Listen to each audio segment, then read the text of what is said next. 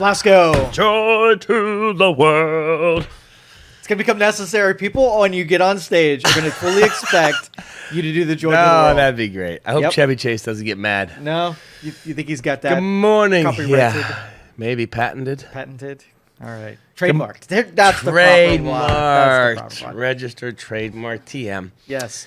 All right. What's going on? The fact that I'm drinking fake coffee. Water? This is water. It's pre-water. If given enough time, pre-coffee. But I can't be mad because Joe drinks maybe 1 or 2 cups a day, if that. I've already had a few.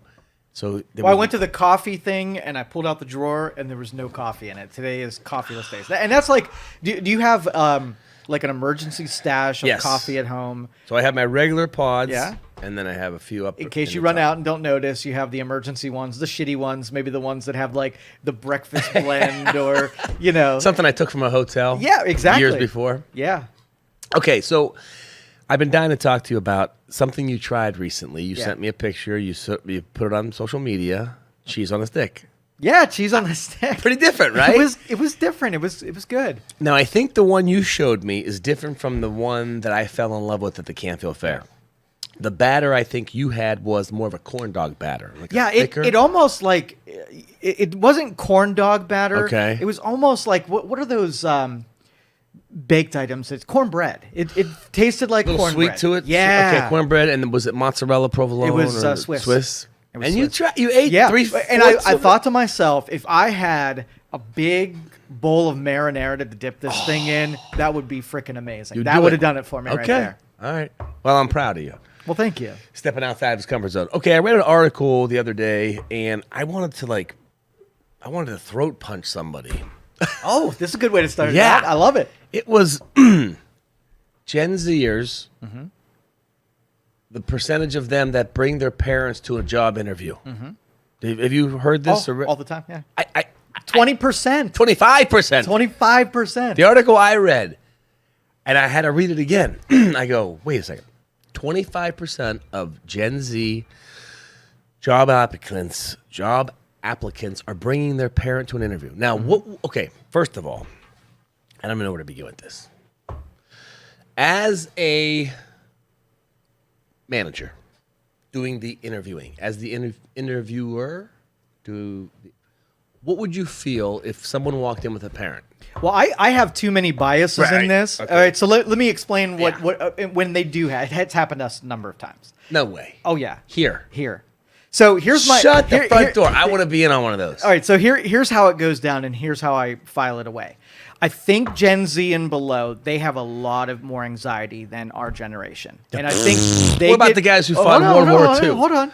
All right. That they're not managing or they're not doing well. And so their lives are always on full volume. They never get a break from the stimulus that's hitting their neurons. Okay. And so that they're always in a state of panic. Okay. And that's why you see service animals where they have dogs around to calm them down. They just cannot deal with the pressures. For those little things for them to do. Like fidget spinners. Fidget stuff. Yeah. Yes. Okay. So that's the generation of high anxiety is how I file them away. Okay. So they're always bringing wingmen with them. I don't care if it's a dog. I don't care if it's a parent. I don't care if it's a friend. They can't go into situations alone and think that they have what it takes. Their confidence is low and their anxieties are high. Okay. So that person, that support animal, that parent is being a support animal. I know that this person is not going to be able to be put in high anxiety, high pressure situations. They're going to buckle unless they have... In work environment. 100%. Okay. So I don't hold it against them in the fact that they think they need it. I just know that they're very spaghetti noodle spined and they're going to be... They're going to buckle. But do you want to hire that person? Not in a million years. Right. Not in a million years. I don't know. I get the anxiety. I get this. I get that. But there's got to be a limit where I just can't see bringing... To me, I was reading like pros of it. One manager's like, I love when a parent comes and I could get a better sense of who the kid is. Like, well, you shouldn't get a sense of who the kid is through the parent. The parent can be an asshole and the kid be great. Yeah. All of a sudden, you don't like the parent in the interview. Now you're not hiring the kid because his parent was a jerk or answered a question the wrong way or said something you didn't like. I don't know. I mean, I think it's great that kids are close with their parents. Don't get me wrong there. But there comes a time where you got to cut that cord. And I feel as the manager, if someone walked in with a parent, unless they were blind or disabled or something and they needed another human being, I'm out. Yeah. I'm done. I don't honestly, want you in in my society, workforce. we have to depend on other people to come through for us. Like, you picture like the big, when one side's going to war with the other and they all say go. What if everybody decides I'm not going and you're the only one that grabs your bayonet and starts running? You're done. And how much faith do we have that when everybody decides they're going to do something and everybody's going to follow through and they're not going to get scared last minute and run the other direction? I think we'd be a whole unit of deserters when it came down to All right. it. Run. Yeah. What about the new generation, the alpha? Are they going to have the same social anxiety situations, problems? I mean, what can we do to fix that? Let's fix it, because you can't blame the pandemic. Because some of the articles, well, the pandemic. Listen, we all lived through the pandemic.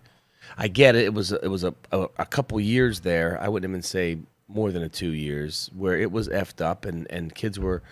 But to me, they were like doing nothing, and we're staying home playing video games. They've been doing that for a long time anyways. Well, we can get pretty deep into this. You want to go the full bore? Yeah, Okay. let's do it. All right. So from a civilization standpoint, like, the last economy and the last generation had it really well. They established the middle class. People had more money. They had lots of opportunity. They were comfortable. Okay.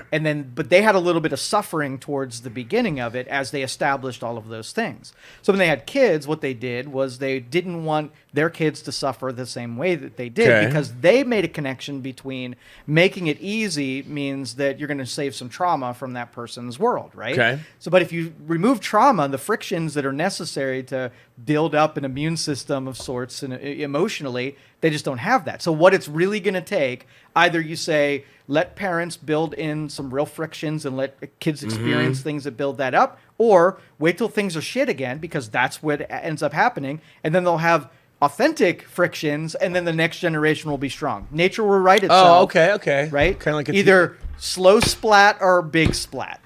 Well, that makes sense. That was a really good analogy, metaphor, however you want to put it. But you're right. So if this generation we do nothing about it, then the the parents of this generation will. Yeah, because the weak ones will create. You ever see that? Like, soft people create hard times, Right. and hard times create strong people, and strong people create soft people, which create hard times, and it's that circle. And we're creating a lot of soft people. Yeah, They're gonna F parents it up. on the interview, don't do it. You got to let them. You fall a couple times. Let them get strong. Yeah, it's a job interview. It's not like you're. I just don't understand it. I would feel, here's the problem. It's more of a perception thing, and I could be wrong, but it's what I perceive.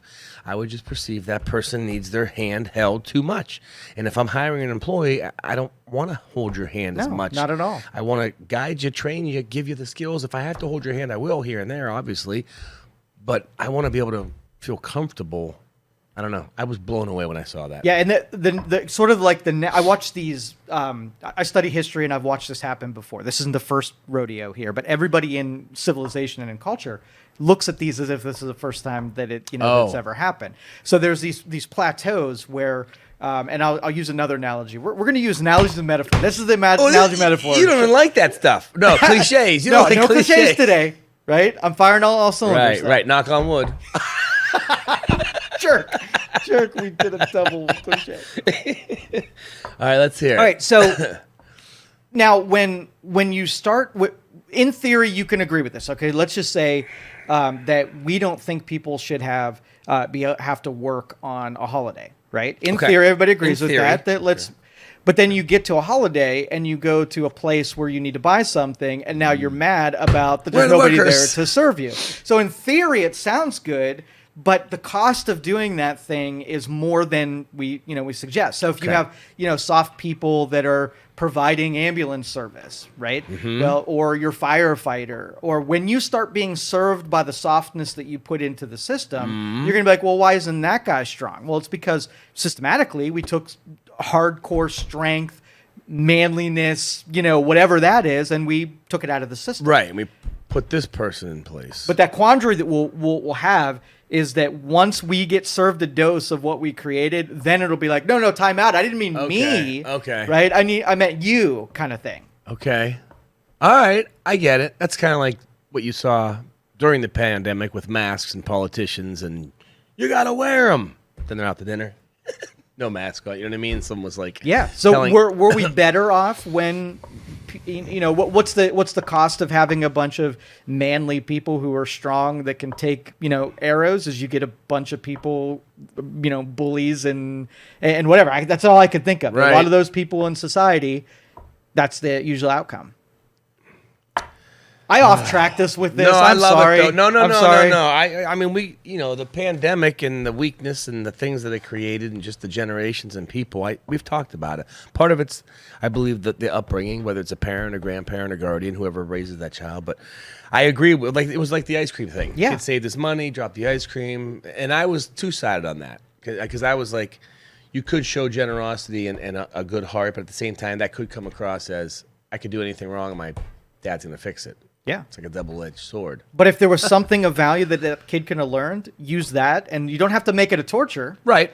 Because I think like the 30s and 40s, the people following the Great Depression, there was some torture built in there because people were miserable in their economic lives. And so the kids felt that. Right. Where, hey, we're eating stew leftovers even though we have money now Right. because the families were afraid. And it's like, man, when I grow up, I'm eating steak every night. Boom. Right? I'm going to give my kids what I didn't have. That's exactly right. That's kind of the mentality. I told you about my Aunt Jerry drawer, right? My Aunt Jerry cupboard, my snacks. I think we talked about this. Yeah. My mom's sister always had good snacks, and my brothers and I always said, when we get a house, we're going to have an Snacks Aunt Jerry. everywhere. Got it. Freaking snacks everywhere. I got them all over the place. My kids don't even eat them, because they're so accustomed to seeing it there that's been in their face their entire life that they're fine.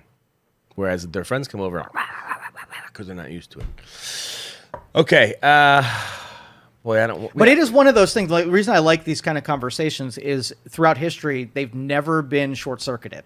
So even though people talk about them and I've seen them happen, they happen in such slow motion that nobody's ever able to put the intelligence behind to make it not happen. So if I said we have civilization breakdown, right? Yeah. You have great prosperity, then you have apathy because everybody's whatever, and then after apathy you get into dependence, and then after dependence you're enslaved, and then now you're sick of being enslaved, so then you have the breaking the bonds and going back out. If I told you that you were going to follow that sequence and the rise and fall of civilizations always follow that sequence, you're like, no, once we get to apathy, we'll know we're being apathetic. Right. Then we'll go back to prosperity.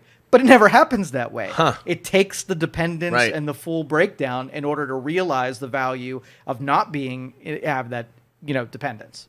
So Go back to the interview where someone literally came to a job interview with a parent. Did you Yes. ask the parent questions as well? No, Or they just- sat in I the was corner, curious right about back how's here at that the go? conference Yeah. table. So they don't interact No. per se. Like there's one article, they did interact because the interviewer was asking them questions, which I thought was weird. I Yeah. mean, the kid, you're hiring the kid, but so well, they and just one sat. I couldn't figure Like, out. are I they think, bringing him to the interview to sit in the parking lot? well, or that's they what I'm bring him saying. in Like the the interview? one made Like, sense because the kid said that he didn't have a car yet, and so if the parent came with him. But if I'm the parent, I'm in the parking lot, right? I'm not Right, walking into right, the freaking interview. Right. with I'm like, you. you got some popcorn? I can sit back here. And they sat close and they were on their phone while the kid, and it was totally distracting. Okay. I did not like that. Did you throat punch them? I did not throat punch them. You're at the throat punch level with that one. I don't know why. Just stay in the car. When you see everybody with these service dogs, though, and everybody's got them. And Not just I dogs. think I've seen, jeez, oh, Pete, what did I see the one day? A barracuda? No, I'm just kidding. pet barracuda. I guess mostly it is dogs, but I've seen articles and saw pictures of peacocks and this and that, and people who want these service things. All right, but go ahead. Yeah, so if you get a license from the state, which doesn't take very much, if you just like your golden retriever, Yeah. and you're like, I don't want to Right, leave him at yeah. home, I'm going to write a little letter that said, I got anxiety, which applies Yeah, to just I about don't like everyone. They give you a little placard that lets you take your dog anywhere, and nobody, because of the Disabilities Act, can kick you out. So Throat you got punch, people right. that are abusing that system, just Right. like the parking in the handicap spots. Right. A lot of people A lot of that people are totally aren't. capable. Get out. I see him get out of that car walking normal. But you hate to be judgmental like this, but Because you never know it's freaking well, happening. as far as the service dogs, if I see a white cane and a red tip and you got a dog, God bless you. Absolutely. If I see you wearing military fatigues, God bless you. Maybe you have some PSTD. But if I look over and you just look like normal and you're like, I'm like, beating the system. I don't like it. That's right. I don't like it. And then I don't understand, like, okay, so peanut allergies, right? People have them. Well, what happens if someone has a severe allergy to dogs? or cats or the the dander and stuff like that. And now this.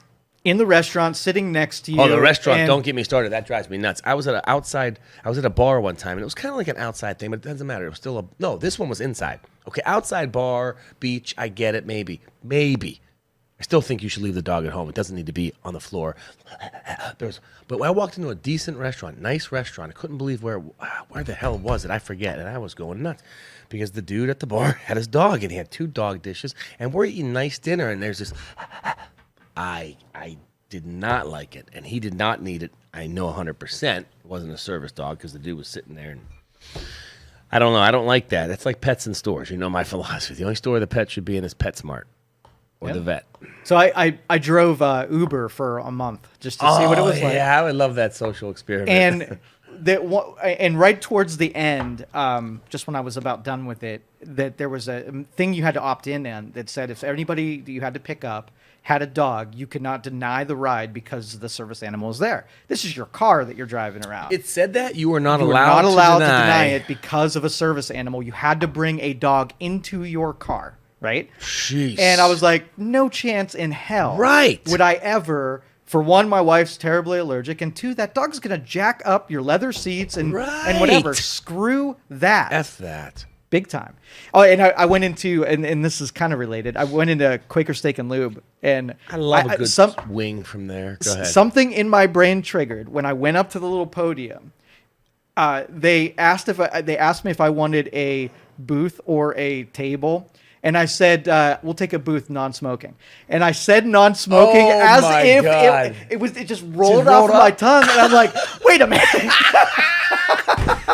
I mean, that was back in the day. I'm telling Smoking you. section, non-smoking section, divided by nothing. Yes. I would like a booth, non-smoking, please. And you said that. I said that. I said that. She had no idea what I was talking about. She's a young 20-year-old. She's like, what? Oh, my God. Did she turn and ask her mom, hey, Mom, what's that mean? What? Her parent was on the job with her. What? That's But I funny. used to hate that, going into a restaurant, a bar, not being a non-smoker, right. and just smelling that. It would. The bar I didn't mind. The restaurants were the worst Awful. when you're eating. It's like, that's funny. Do you think that'll ever come back? Do you think? I don't know. Smoking Man. on I planes? can't. No, never. I never experienced that. I mean, I've been flying for 27 years, but no, too confined of a space. I think it's done. Although you never know because, I mean, pot, people can smoke that, but again, you can't smoke it in an area that's non-smoking, right? Makes sense. Nah, it will never come back. Okay. But here's something that's coming back. I read an article. We can close on this. And I'm not big on the remakes, but I'm excited about a remake. Really? It's not a remake. It's a part 2. Okay. And you might know about it. And I hope it's legit. I hope the article I read. And I think it's going to be the same I think cast. I know what you're gonna say. It's going to be 40 years later. Mm-hmm. Goonies return. Goonies, yes. Is that going to happen? So the Okay, first I'm one was excited. supposed to, One and of they my couldn't favorite- get the cast together. Wait, for the first one? There was a first attempt to make Goonies. Oh, there too. was? Yeah, Okay. they even had the poster, and I put it all over social media when it came out, and it got Wait, shelved. one of yours said Goonies never die, and you just said never, but that wasn't that. No, this Oh, was maybe 4 years ago. Okay, all right. Okay, and it died, and so I've been a little reluctant until filming and this gets far along to say that the Goonies 2 is coming out. But so far, it looks like you're right. There's going to be a Goonies 2. I'll watch it.